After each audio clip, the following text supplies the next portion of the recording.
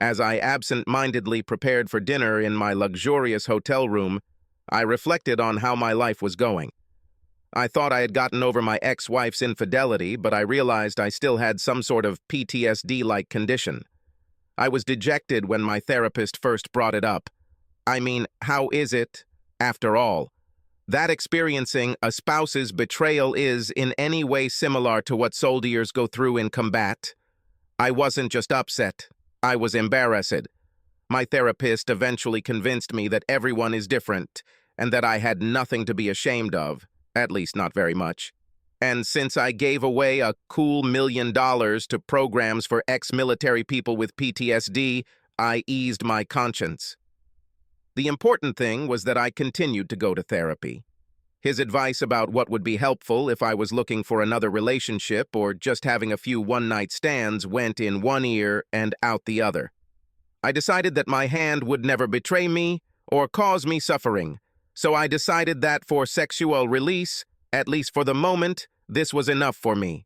While I was teaing my tea, my thoughts thankfully turned from the anxiety associated with memories of my ex's cheating on something more pleasant. You have a lot ahead of you, I tried to cheer myself up. I mean, you're still young at 34. Good looking if the attention from women in the office is legit and you're rich. At least the last part was true. I was definitely rich. Affording the best room in the upscale hotel I was staying at was no problem for someone of my means. Although I was born with a silver spoon in my mouth, I became successful myself and grew the company my grandfather founded 100-fold and added other successful companies to it. Then why can't I turn my business acumen into a successful relationship with a woman? Flashed through my head, and I began to feel bad again. Why do I get nervous around all women when I'm in society? Has cheating on my ex made me fearful? Luckily, just at that moment, the doorbell rang.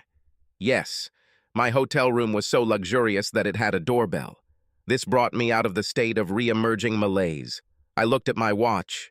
Chris is just in time, I said to myself as I walked from my bedroom, through the large, ornate hallway, to my door. One of the few things that brought me joy after my divorce from my cheating ex was giving money to worthwhile charities, such as the ones mentioned above that treat PTSD and ex-military people. My staff set up a meeting in Seattle with the outreach director for a charity called Escort to Success. This is a local charity that has actually had success in moving homeless women out of poverty and into the workforce. Unfortunately, due to my phone being out of order for some unknown reason the previous day, I did not receive an email from my staff with information about Chris and the charity, but this was not a big problem as I could easily get everything necessary at dinner and at the charity office the next day.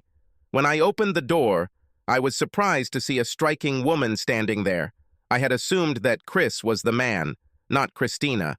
She appeared to be about 30 years old, probably 5 feet 8 inches tall, clearly over 6 feet tall in her heels, and was stylishly dressed with a very nice figure, including large breasts. "Hello, are you Brad?" she asked in a hoarse voice. "Brett," I corrected her with a smile. "Brett Connor," I continued, shaking her hand. She seemed a little taken aback by my offer of a hand to shake, but accepted it. She had a strong but soft grip. "I believe you are from Escort to Success," I smiled. Although she was a little taken aback, she answered, "Yes." "Come in," I said, opening the door all the way and moving out of the way. Chris seemed impressed by how richly furnished my room was. She made a number of pleasant comments, some of them indicating that she understood art, and maybe even loved it. I brought her a drink. She wanted a vodka martini, while we talked about the environment. I even asked her if she wanted to take a little tour and check out the view from the bedroom, which had a truly breathtaking view of the city. She oohed and awed accordingly and, standing in the bedroom, began to remove her shawl, made of Kashmiri fabric. "Don't take off your pashmina," I smiled. "We will discuss business in the restaurant, not here.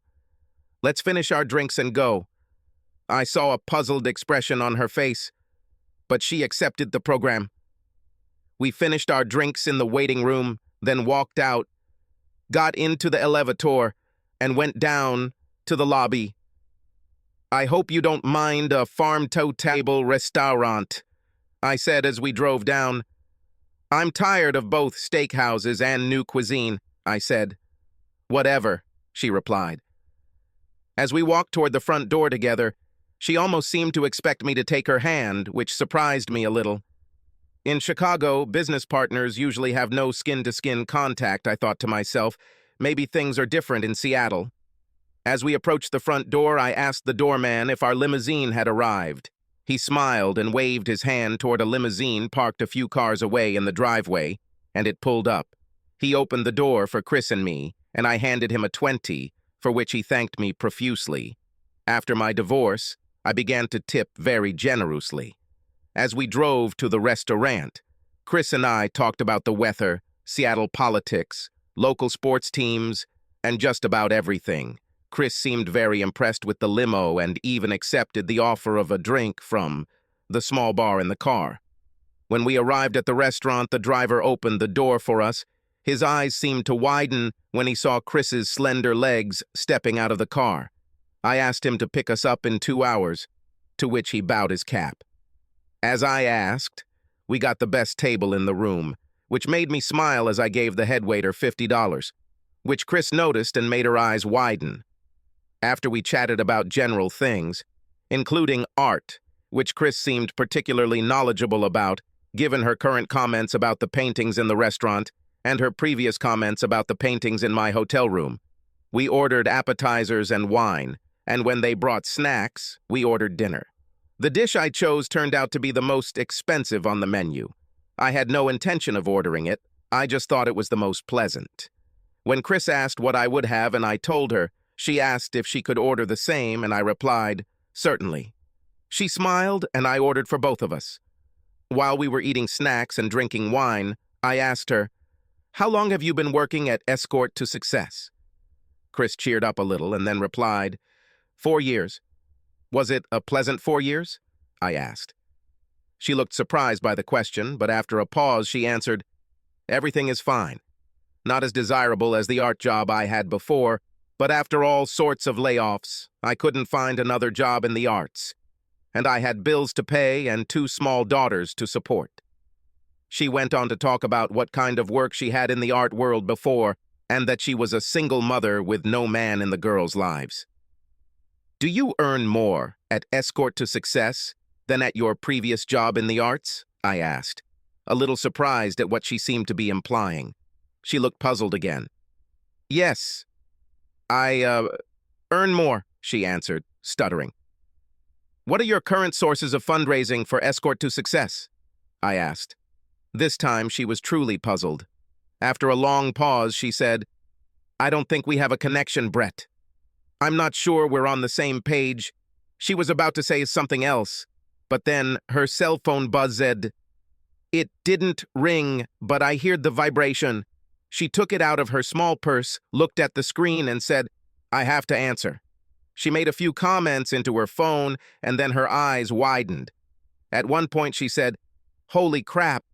Then she pressed the mute button on her phone, looked me in the eyes, and said, "You didn't order a girl named Tammy today, did you?" "What are you talking about, Chris?" I replied. I realized that this was the first time I had actually called her Chris. "My name is Tammy, not Chris," she said, first seriously, and then with a grin. "Look, Brett, I don't work for a charity. I work in an escort service. I was supposed to meet a guy named Brad at your hotel, room 2901. "What?" I replied. Now I, too, was completely puzzled. I'm the only one in 2901, and I didn't ask Tammy." I was scheduled to meet Chris, the development director for the charity Escort to Success. Tammy picked up the phone again. Having said a few words to him, she laughed. 1901, not 2901. Damn it. My handwriting is terrible. It's late. Then she looked at me. "Despite the confusion, do you mind if I stay for dinner?"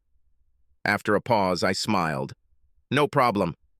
I just need to use your phone when you're done, since I need to make a call myself." She nodded her head, "Yes," returned to her phone and said, "I'll call you tomorrow, B," and interrupted the conversation. Laughing, she handed the phone to me. I laughed to myself. I called my philanthropy coordinator at home. The first 2 times she didn't answer, perhaps because she didn't recognize the name on the caller ID. But when I called the 3rd time, she said cautiously, "Hello? Dawn, this is Brett. My phone doesn't work, and I'm using a Good Samaritan's phone. Have you heard anything from Escort to Success?" "Yes. Christopher Thompson called about 20 minutes ago and said that he was late and that you were not in the room when he arrived," Dawn answered. Suppressing my laughter, I replied, "Please call and tell him that I will be at the Escort to Success office tomorrow at 11 a.m., not 10, and we will have to skip lunch. Something else has appeared. Call me on this number to confirm." "Okay, Brett," she replied, clearly embarrassed. I handed the phone back to Tammy. "When Dawn calls back, please answer the phone, tell her I'm unwell, and take the message. This will really liven up tomorrow in my office."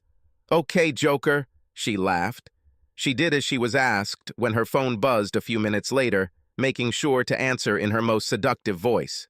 After she ended the call, we were both laughing so hard that we barely finished our appetizers by the time the main course arrived. Now that everything is cleared up, we had a very fun and interesting conversation. It was truly the first non-work-related extended time I'd spent with a woman since my divorce, and the first social situation since my divorce, in which I wasn't nervous. As the evening went on, I noticed more and more, because I now knew this was not a business, how attractive Tammy was, not her real name. Her name was Susan. She was also charming. I was charming, too. The circumstances were so unique that the anxiety I had felt earlier that evening disappeared, at least for that night.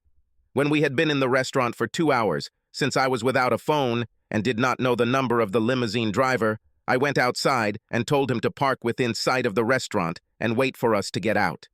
The 2 crisp $100 bills I gave him elicited a broad smile and an answer. "Yes, sir." Susan and I essentially closed the restaurant. The staff wasn't upset given the tip I left. As we were leaving, she grabbed my hand, kissed me on the cheek, and said, "It was the best time I've had in a long, long time." There were tears in her eyes. "It was also my best time in a long time, Susan. But why the tears?" "Even though I'm a call girl, you treated me like an equal, like a date you wanted to impress," she sighed. "Why would I treat you as anything other than an equal? I'm sure I'm better than you at some things, and you're better than me at others, which makes us equal," I replied.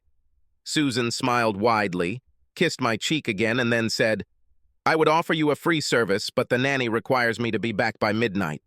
As I looked into Susan's captivating eyes, saw the devilish smile on her lips, and then continued my gaze down to her impressive breasts, I confirmed that for the first time since my divorce, I felt sexually attracted to someone. This inspired my answer. "If the nanny gets another $200, can she stay the night?" Susan smiled, took out her phone, and called, "Cheryl, something has come up. If I pay you another $200, can you stay the night?" "Yes, I'm serious." "Great. Call your mom. If you don't call back, I'll assume you can. I'll be home And then she looked at me. "What time tomorrow will I be home?" "At 10, I answered. Susan smiled. 10, she said. "About 7 o'clock tomorrow morning, tell Mrs. Johnson, who lives next door, to come early so you can get home and get to school. Tell her there's extra money for her, too." Susan continued, then looked into my eyes. I raised 2 fingers. "Another $200 for her, too," she continued, and then, after chatting a little more, she broke off the conversation. "Let's go," she grinned, putting the phone in her purse. "I haven't provided free services for many years, but I can't wait to please you. My rules." I smiled devilishly. "I'm taking my time with you, and I intend to do everything possible so that you never forget this night." On the way back to the hotel, we took off in the limousine. The driver was happy with another $100 bill I gave him. When we got to my room, we undressed in the hallway in record time, and I carried her to the 4-post bed in the bedroom. The 3 rounds I had from midnight to 8 the next morning left me more serene than any other sexual experience I've ever had in my life, including my ex-wife, who I actually once loved. Not only was Susan a goddess when it came to her looks, but she did things to me that I never thought were possible. Despite the fatigue, because we slept very little, the next morning we were both cheerful. We ordered breakfast to our room and showered together before it arrived. The wide-eyed waitress was delighted by the $20 in cash I gave her. In the morning light, Susan, wet-haired and without makeup, looked even better than the night before. We laughed and kissed and touched each other between bites of breakfast. As soon as we got dressed to get her to the apartment by 10 a.m., I saw the light. "Susan, is there any hope for a real relationship with you?" I asked, seriously. At first, I think Susan thought I was pulling her chain, but as we rode in the limousine to her house, she realized that I was serious. "Why would you ask this question to a call girl who is 4 years older than you and who has 6- and 7-year-old daughters? I mean, I know I'm great in bed, but be serious, dude." "Listen," I replied, "in the 14 hours we were together, I learned more about you than most people do in months, and I really like what I learned. I only care about the future, not the past, and you made me feel more alive than I ever have in my life, even after making billions of dollars in business deals." She looked at me strangely. "I have a plan. I haven't thought about it for long, but enough to complete the first part. How much are your expenses per month?" Susan was stunned, but not so stunned that she couldn't respond. "About $6,500. Okay, how about we take a month's sabbatical? I'll write you a check for $13,000 right now, which is double your expenses. During this month, I will meet your children, we will date, you can visit me in Chicago, and we will see if we are right for each other. This can be with or without sex. $13,000 is not for sex, but so that you can take a sabbatical without harm. What do you say?" "You're serious, aren't you?" she asked. "As serious as a heart attack," I replied. "Come on, a month. What do you have to lose?" She thought for a few more minutes, took her phone out of her purse and pressed the speed dial button. "Hey, Bia, this is Tammy. Can you ask someone to relieve me this week and not assign me for 31 days? I need to take a sabbatical. I don't care what Simone says. I have other job opportunities. She knows that very well. Okay, just call me back and confirm before noon. Bye." As soon as she ended the call, I took my checkbook out of my jacket pocket. "You know, I don't even know your last name," I chuckled, running my pen over it. "Susan Collins." She smiled. I wrote out a check and handed it to her. She stared at him as if she wasn't sure he was real. At that moment, we arrived at the address she gave to the driver.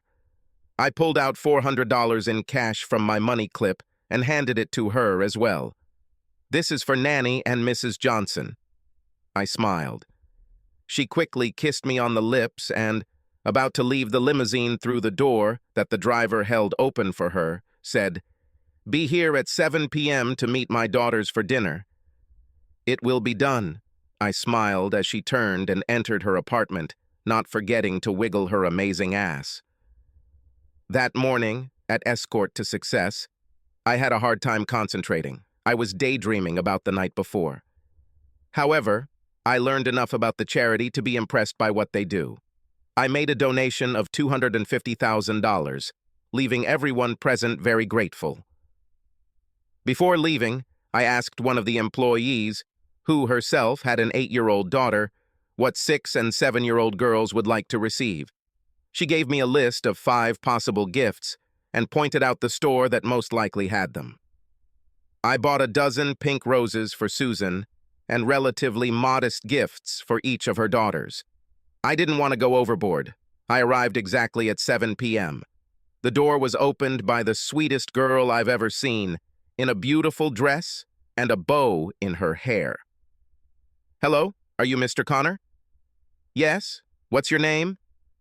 "I'm Misty. I'm 7 years old. Do you like my mom?" She answered. At this time, Susan came up and laughed.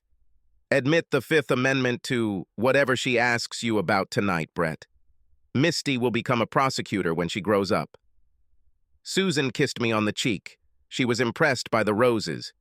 Misty and her less curious little sister Beth were also impressed with their gifts, so they immediately warmed up to me. The four of us were bustling around the kitchen, helping prepare dinner, although Misty and Beth seemed to be helping more than I was. By the time we sat down to eat around 7:45, I already felt like I had known them for a very long time. The dinner conversation was interesting. Misty asked questions like a prosecutor and made awkward, to Susan, remarks that only a little girl could make. The most embarrassing statement was, "You know, Mr. Connor, Mom never invited men to dinner with us. She must really like you." I laughed and said, "She admits the fifth." "What does it mean?" Beth asked. "That means I won't comment on it." Susan grinned. The food was truly excellent. After dinner, we all helped clean up. Susan taught her daughters well. We talked for another half hour, during which time I looked around and saw how tastefully Susan's apartment was decorated and how selectively she selected the works of artists. After our conversation, Susan sent the girls to get ready for bed. There was no conversation. After putting on their pajamas, they returned to the living room. Beth timidly approached me with a book called Dragons Love Tacos. "Won't you read it to me in my bedroom?" she asked timidly. "Honey, Brett and I are going to have a grown-up conversation. He's not," Susan said before I interrupted her. "I would love to, Beth." I smiled, looking at Susan, and saw a wide smile on her face. "Will you put me to bed, Mom?" Misty asked. Susan went to Misty's room, and I went to Beth's room. The book was absolutely hilarious. Even funnier was the fact that Beth corrected me if I missed a word or explained a picture poorly. Apparently, she had the book memorized. After I kissed her forehead and said goodnight, when I went to turn off the light, she asked, "Will we see you again, Mr. Connor?" "You can count on it, honey," I laughed. Susan returned to the living room with a glass of wine in her hand and a glass poured for me when I returned. "Sorry you got overwhelmed," she chuckled. "I was flattered. I always wanted kids, but I left my ex before we had them. You two are just lovely," I answered honestly. "They are my life," Susan said sincerely. After a few more compliments about the dinner, her taste in decoration, etc., I said, "Okay, Susan, are you ready to plan some activities for the future? I can only stay in Seattle tomorrow and the next 2 days, and then I have to go back to Chicago. What's your schedule for the next 2 days?" "With the exception of 90 minutes at the gym every day, which I never miss, and getting the kids ready for school and getting them back, I want to spend time with you to find out if you're really serious about a relationship and how it might work. I'm also wondering why someone as rich as you would be interested in me, and what would your family and friends say?" She answered in a completely calm voice. "Great. I hope you don't mind if I train at the same time, although you'll probably put me to shame. As for what others think, I don't care. In the meantime, we can go wherever we want and take girls when it's appropriate. But let's make a schedule for the rest of the month," I smiled. We spent the next 2 hours negotiating, talking, comparing schedules, and exchanging ideas. About every 15 minutes, she would lightly hit me on the shoulder and say, "Stop staring at my tits," or "Stop staring at my thighs," depending on the situation. I just grinned and continued to stare, every chance I got. By 10:45, we had everything planned. As we said goodbye, Susan gave me a searing kiss and then moaned, "I'd like you to stay the night, but I'll never invite anyone over while my girls are here unless I'm in a serious relationship." "I understand," I chuckled. "I told you that this month is not about sex, although I would not refuse it, but about the possibility of relationships. See you tomorrow at 10 in the morning to go to your fitness club," and received another passionate kiss before walking out to the waiting limousine. When I arrived at 9:35 the next morning, Susan was already dressed in her workout uniform. "Do you have a change of clothes in this suitcase?" she asked, pointing to the bag in my hand. "Of course there is," I answered. "Free your limousine for the day. I'll take you wherever we need to go," she said. I did as ordered, and we got into her Prius. "I see that you drive an environmentally friendly car," I smiled. "I need to help save the future for my girls." She smiled back. When we arrived at the fitness club, there was a female administrator and a male owner behind the counter. They greeted Susan warmly, obviously knowing her well. She told the owner, "I have a guest today. I've never invited him before, so I don't know if it's paid." For our best client, no. He chuckled. Then he looked at me carefully. "Has anyone ever told you that you look like Brett Connor?" He asked. "I get told this a lot," I laughed. "But I believe Brett Connor owns his own gym." The owner laughed too. Susan gave me a playfully indignant look. When we left the counter, she asked, "Are you not only rich, but also famous?" "I may be a little famous among environmentally conscious people because my largest company is the first in the world that has no negative impact on the environment, and I was recently written about in the Wall Street Journal and the New Yorker magazine," I smiled. "But I thought you told me last night that you got here on a private jet. Is that eco-friendly?" "Yes, because for every hour my private jet operates, one of my companies buys an acre of land in the Amazon or Canada and plants it. That's how." Susan smiled widely, kissed me quickly on the cheek, and then said, "Let's get down to business." Over the next 90 minutes, I learned several things. First of all, Susan is a workout fanatic. She had the most intense workouts I've ever seen. Not surprisingly, genetics aside, her body was perfect. Not an ounce of excess flesh and lots of sculpted muscles. Her body was similar to Elizabeth Hurley's. Secondly, when she worked up a sweat in her workout clothes, she could make anyone go crazy just by looking at her. Third, I wasn't the only guy who thought she was the epitome of sexy. Every man there was either staring at her or trying to talk to her. She politely refused all conversations, saying, "Sorry, but I have to finish training and then go to work, so I can't chat." And then she simply ignored them. Although I couldn't match her intensity, I was on a roll when we finished. As we started walking to her car, I asked, "Aren't we going to take a shower here?" "No, we can't have sex in the shower here." She smiled. We actually had sex in the shower at her apartment. For some reason, my fatigue just disappeared when we stepped into her large shower stall together, especially when she leaned over. No wonder it was the best sex of my life. Later that day, we went to get tested for sexually transmitted diseases and visited classic Seattle spots. During a pause in our activities, Susan stopped in the park and said, "I have serious information for you." "Okay," I smiled. "There are two things that I wasn't open with you about during our conversation the evening of our meeting, and one that we haven't discussed yet." She sighed, clearly a little nervous. "Okay," I replied. "And which ones?" "First of all, I hate being a call girl. It's not even good, as I said when you asked the question about how I like it. I only do this out of necessity," she replied, looking from me to the floor of her car. "No wonder," I replied. "What else?" I lied and kept silent about the second one. I lost my job in the art industry because I was arrested for stealing 2 pieces of art from the gallery where I worked.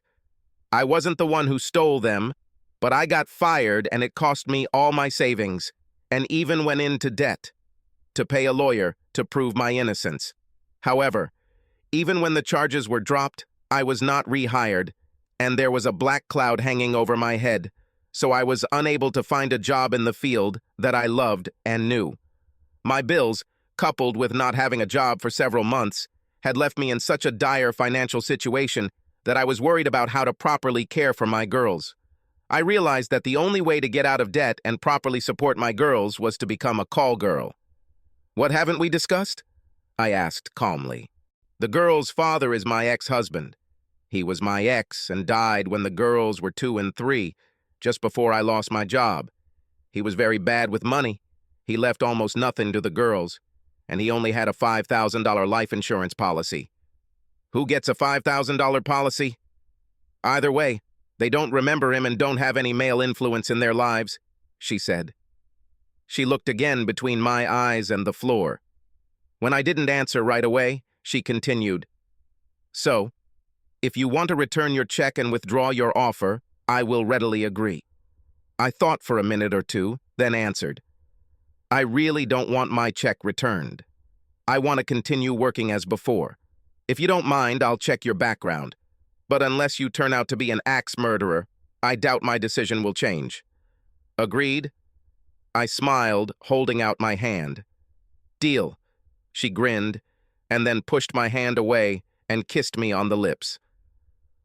Shortly after this, we picked the girls up from school and had a lovely evening. The next day, I ordered an expedited background check. When it arrived a week later, there was nothing in it that would make me change my mind. Her problem with the law was exactly the same as she described, only apparently unknown to her, because it was dealt with without fanfare. The identity of the man who stole the art objects she was accused of stealing was established. He fled the country. When I told her about this, she was very happy, although she was angry that none of her former employers told her about it. The next 2 days and nights, Friday and Saturday, were very interesting in Seattle. I was able to do business for a few hours a day using my new phone, but I spent most of my time with Susan and her adorable daughters. We did all sorts of fun things, mostly for free, but if there were costs, I was willing to cover them. Little Beth seemed very attached to me and insisted on holding my hand when we walked together. All 3 Collins women were very sorry to see me leave them on Sunday morning. They came with me to the airport to see me off, the 2 girls with a heartfelt hug, Susan with a heated kiss, which she tried to hide from the girls, but apparently failed, as they giggled as I left. The next week, I talked Susan into finding a babysitter for the girls and asked her to fly to see me in Chicago. Although I am indeed rich, my home and furnishings, with the exception of my works of art, are modest for a person of my means. Susan seemed impressed by this. She stayed with me from Tuesday to Thursday, and although the sex was not as long, sporty, or energetic as our first night, it was even better. While I was at work, I asked the driver to take Susan to any art site she wanted to see, including the private galleries and collections I had arranged for her. The next week, in a phone conversation, I asked her to take Misty and Beth with her from Wednesday to Sunday. But they have a school, and the school they go to doesn't allow unexcused absences. This could be very bad for me and for them. Susan, I answered, whoever said that money can't buy happiness is 100% right, and I'm a living example of that. However, money can buy almost everything else. Give me the director's name and number. She did so. I called. The absences were excused, and the school staff did their best to give the girls what they were missing so they could take it with them. In return, the school received a new, state-of-the-art audio-visual system. The girls really liked the Chicagoland area where I lived. There were a lot of interesting activities, and there were other children around. Even though Susan and I pretended to sleep in separate bedrooms, and even though sex was somewhat hampered by the fact that the girls were in the same building, it was still better than any sex I'd ever had in my life before Susan. Late Saturday afternoon and night, I took a very bold step, something that Susan was wary of, but agreed to, probably because at that moment she believed that there was at least a 25% chance that we could actually have real relationships. We went to meet my family, including my upper-class parents, my younger brother and his wife, my favorite cousin and her husband, and my brother and cousin's 3 children. I bought Susan a new outfit that was the right mix of sexy and formal, as well as new dresses for both girls, which they chose themselves, ignoring both mine and Susan's wishes. Susan was charming. The girls were polite, but also very curious, at least Misty was. And overall, the evening went better than I expected, although all 3 women, at one time or another, playfully chided their husbands for paying too much attention to Susan. On Sunday, we went to the pool at my parents' country club. I don't belong to a country club myself because I find it pretentious, but in my weaker moments I go there and the girls really wanted to swim in the heated pool. Susan was dressed in a conservative one-piece suit, which I was very grateful for, because otherwise she would have given at least a couple of heart attacks to older men. We were having a good time until trouble happened. My ex-wife, Carrie, showed up with her upper-class parents. Carrie is the epitome of new puppy cuteness and cheerfulness. Unfortunately, behind the pleasant facade hides a cheating bitch. Both her parents and mine, who move in the same high society circles, were upset when I kicked her to the curb and enforced the marriage contract, which was mutual for infidelity, although neither of them ever knew the reason. Which is why I threw her out. The divorce proceedings were secret. Carrie didn't tell anyone why I was divorcing her, and I didn't see any reason for it either. I simply refused to talk about it with anyone. I simply put off the conversation saying, "Ask Carrie." She left the marriage with only $100,000 of my money. Adding to the stress of the divorce, I had recently heard from friends, and even from my own father, that Carrie was making noise about wanting to meet and talk to me. I ignored all other people's comments about this possibility.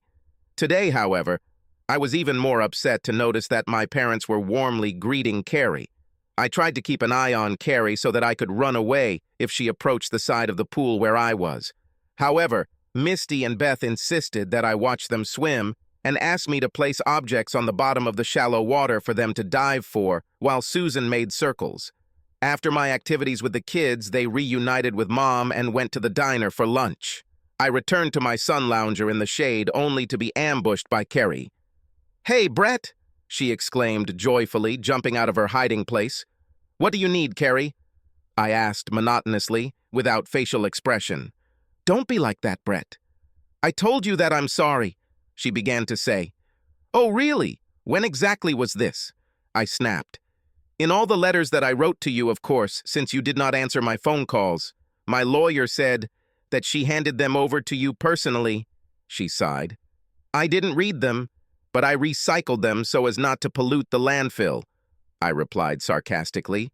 She didn't understand what I said. After another one-sided conversation, Carrie began to speak. "You know, you made this a much bigger problem than it really was."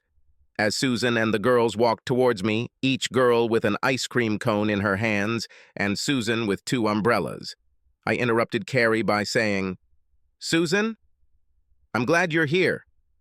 I want you to meet someone who is just leaving, my ex-wife Carrie." "Is this your new girlfriend?" Carrie gasped as she got a good look at Susan, who, even in a one-piece, was the sexiest woman in the pool, or anywhere else as far as I knew. "No, my bride," I grinned. Carrie burst into tears and left. Susan handed me my drink with an umbrella. She knew I didn't like umbrellas in my drinks and was doing it to tease me, and then sat down next to me. There was stony silence for about a minute, and then she turned to me and said monotonously, "I don't remember you asking me to marry you or accepting a marriage proposal, and I don't remember you giving me a ring." Susan, listen," I stuttered nervously. I needed to get rid of this bitch as quickly as possible, and unfortunately, this was the easy way to do it that came into my head. "I'm really sorry. What can I do to make amends?" "Tell everyone she tells and who asks you that it's not true. And a 30-minute back massage tonight. No pranks. Understood?" She snapped. "Got it," I replied. After a few minutes of silence, when the girls came back to sit next to us, everything returned to normal. I didn't know what to make of Susan's reaction to my fiancé blunder. That evening, I gave her a full 30-minute back massage, not allowing any touching until it was all over. But the session that followed was fantastic. Although I felt overwhelmingly tired, I was really sorry that Susan and the girls left early Monday morning, early enough that with the time difference between Chicago and Seattle, they could get to school on time.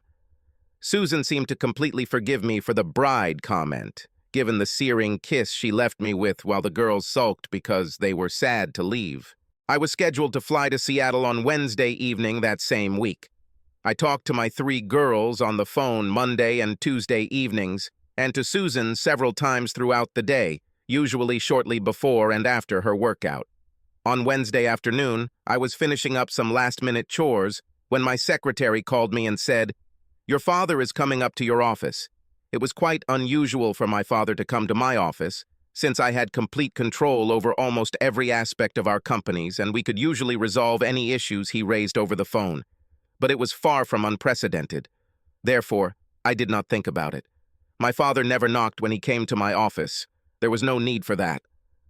After we hugged like men, he closed the door and sat down at the table.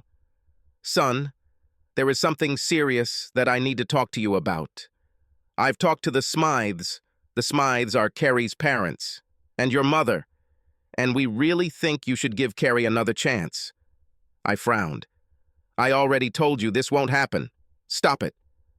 Listen, I know that you are fascinated by this sexy adult woman, Susan, he began to say. How do you know that she is older than me? I snapped, because no one could tell that just by looking at her. Well, that's another thing I wanted to talk to you about. I checked her background. She is 38 years old and has been working as a call girl for the last 4 years, and before that, she was arrested for art theft, he replied, with a smug look on his face. It no longer works and is completely justified, I answered calmly, although everything was seething inside me. My father was amazed. Do you, know? He stuttered. Yes, I knew from the day I met her, and I intend to marry her if she agrees, I answered, again as calmly as I could. But, you can't, he stuttered. What will our friends say? First of all, none of your friends will know about her past unless you tell them. Secondly, if you tell me and I have to choose between you, Susan, and her girls, then if Susan marries me, I will choose her.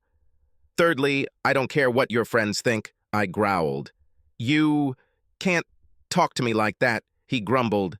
I just did it. Now, if you don't have anything to do, get out of my office and be very, very careful about who you share your information with, I growled. With these words, I stood up, walked to the door, opened it, and waved my hand to him. He left with a red face. I immediately called my mom and told her what had just happened. She pretended that she didn't even know that my father was conducting an audit, but since she was the real boss of the family, there was no way he could do it without consulting her. I ended the call with, I'm serious, Mom. If Susan accepts me and I have to choose between her, you and Dad, then it will be her. Then I hung up without waiting for an answer. Even though it was difficult, I still did what I needed to do before leaving for the airport. And on the plane, I was able to calm down and strategize. Susan, Misty, and Beth met me at the private jet terminal at the airport. I was very happy to see them. I invited them to dinner, read Beth's Dragons Love Tacos too, which she also memorized, and then sat down for drinks with Susan. How was your week? She asked. Everything is the same. Everything is the same, I answered. Nothing unusual? She asked. Nothing I want to talk about, I replied. However, there is something else I want to discuss, something important. Is now the right time? Probably the best time, she joked. Susan, while it goes without saying that you are the most outwardly beautiful and sexy woman I have ever seen in my life, what impressed me more than your looks is your intelligence, strength, and overall inner beauty. I'm so impressed with what a great job you do raising your 2 little angels and how confident you are despite your setbacks in the art world. I paused and took a deep breath, looking down at the carpet, into her piercing emerald green eyes, and back down at the carpet before continuing. What I want to say is that I am madly in love with you, and I want to ask you to marry me, but I don't know what your reaction will be, I stuttered. Interesting, she smiled. To continue our conversation, I must tell you about the phone call I received about 2 hours before your arrival. Your father called me and offered me $3,000 if I would kick you out of my life. Moreover, he told me that a woman like me would never fit into his family and that you would become an outcast if you convinced me to marry you. How does this impact our discussion? She said calmly, then took a sip of wine. Everything was boiling inside me. I had never been so angry in my life, not even when I first found out about Carrie's infidelity, but I calmed myself down. I can understand how $3 million tax-free might appeal to you. It's a way to ensure your daughter's economic future. However, I don't think you are driven by money. I think you earn what you can, however you can, to survive and raise your girls right, but I don't care about this suggestion. I swallowed and then continued. As for my parents cutting me out of their lives, if they do, it will be their loss. I never told you that I'm infinitely tougher than the rest of my family put together, except for the romance, which is why, at 22, I took over the little company that my grandfather built and that my father broke up, so she became much smaller and made it one of the largest and most profitable companies in the world. while at the same time treating employees and the environment fairly. I swallowed again. So, I want to say that what my father told you has absolutely nothing to do with what I want our relationship to be. How would my marriage proposal be received? Damn it, she snapped. If you're so cool in other ways, then it's time to become cool in romantic relationships. You'll never know what my answer will be unless you ask. After a long pause, I stood up and said, "1 second." I went to the kitchen, took a strip of aluminum foil and folded it into a loop. Then I walked back into the living room, got down on one knee in front of Susan, held out the aluminum foil hoop, and said, "Suzanne Collins, will you make me the happiest person in the world? Accept this expensive ring and agree to marry me?" She looked at me intently. "Do you think it's a good decision to marry a call girl you've only known for less than a month, especially if it means your family will disown you? If you agree to marry me, no one in my presence, including you, will ever use the phrase call girl again. And yes, I think that's a good decision because I'll get an instant family of 3 women whom I love," I answered. "What if I married you just because you're good in bed and my girls love you?" she asked dispassionately, although there was a sparkle in her eyes. "I would take you no matter the reason," I replied. "What could I do in Chicago to satisfy my needs, besides raising my girls and carnal pleasures with you? I would buy you an art gallery, or get you a job at an art museum, or whatever else you want in the art world," I quickly replied. "Will there be a marriage contract?" "Of course, with a mutual clause about betrayal, as I had with my ex. I guarantee that the terms will be very favorable to you, and as soon as we are married, I will want to adopt Misty and Beth, if they accept me.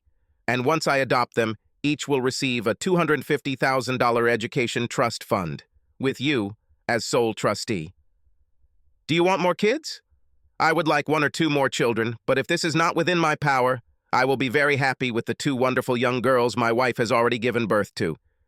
An evil smile appeared on her face. She stood up, helped me to my feet, took the aluminum foil ring and, holding my hand, led me to her bedroom.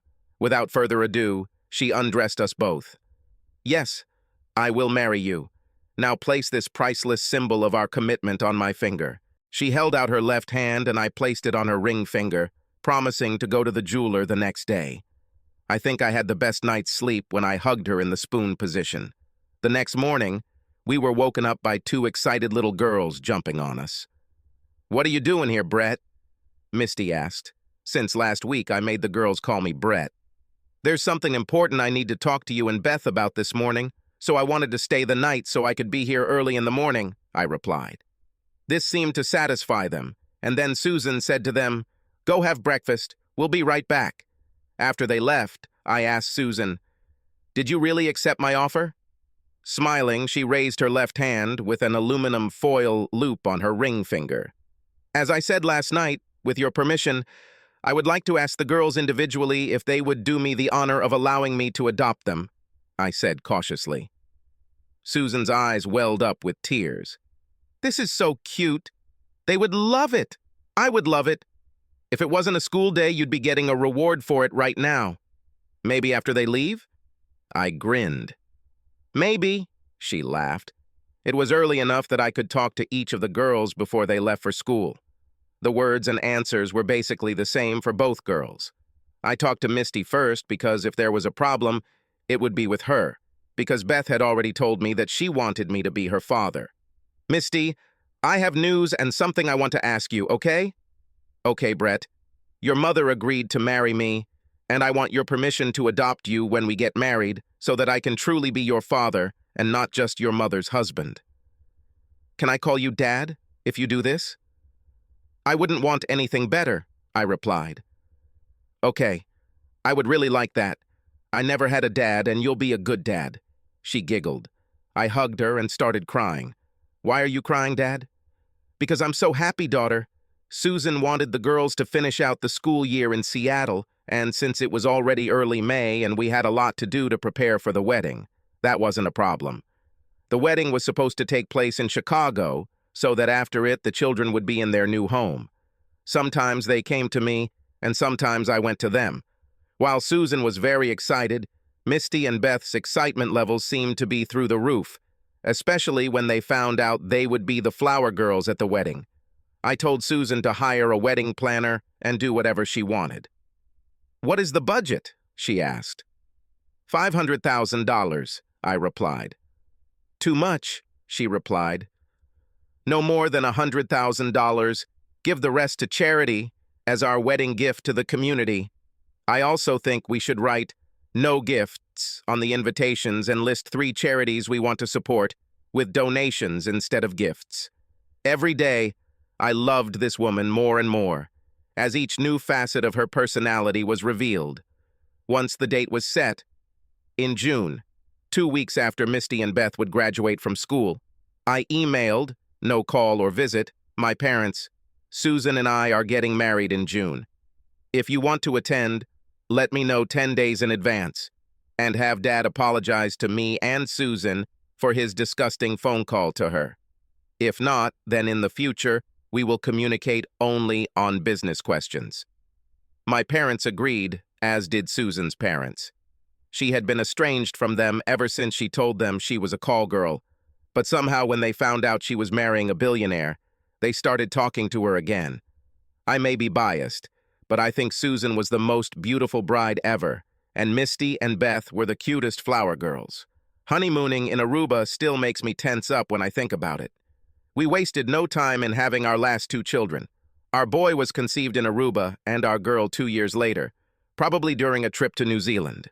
Misty and Beth are 2 of the most well-adjusted 16 and 17-year-olds I've ever seen, and are almost certainly on their way to top-tier universities, and will be highly productive members of society.